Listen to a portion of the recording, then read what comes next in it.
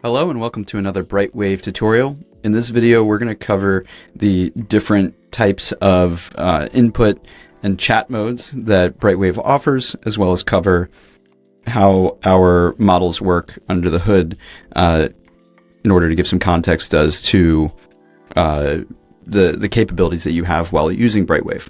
So when you start a new project, or when you open up Brightwave, you're going to see this screen, and if you've used the platform, you may be familiar with the chat input, pretty typical. Right here, next to the send button and the voice dictation mode, we have this dropdown that by default says research. If you click it, we see we have three different options. So quick, research, and plan mode.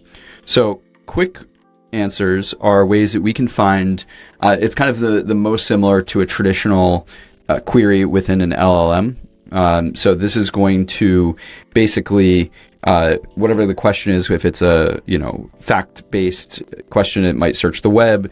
If you have a data room or other data set attached, it may be a question about what was the revenue for X company in 2025. That doesn't require any logic or synthesis. It requires going to the document and basically pulling that piece of data.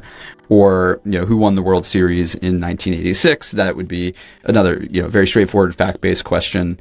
The LLM can just go into either the web or its own knowledge and basically return that. But it's going to be a very quick, right away answer. Again, most similar to a traditional LLM.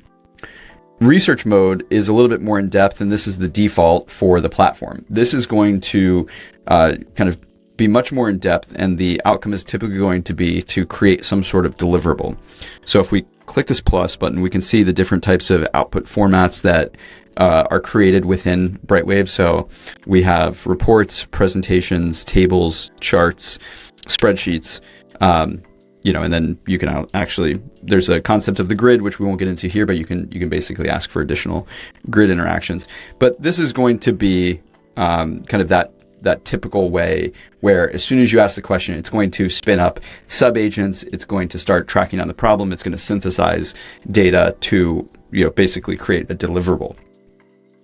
The third mode is called plan mode. So plan mode is going to take your query and it's going to analyze it. It's going to break it into its component parts, and then it's going to actually return to you, the user, a breakdown of its approach and the plan that it's going to take to execute that query. So again, the outcome here is typically going to be some sort of deliverable, but in this case, the steps are a little bit more compartmentalized, where it's going to basically show you the plan that it's going to take. Therein, you can edit it, you can provide suggestions, you can make sure that the approach that it's taking is the right one before it even starts.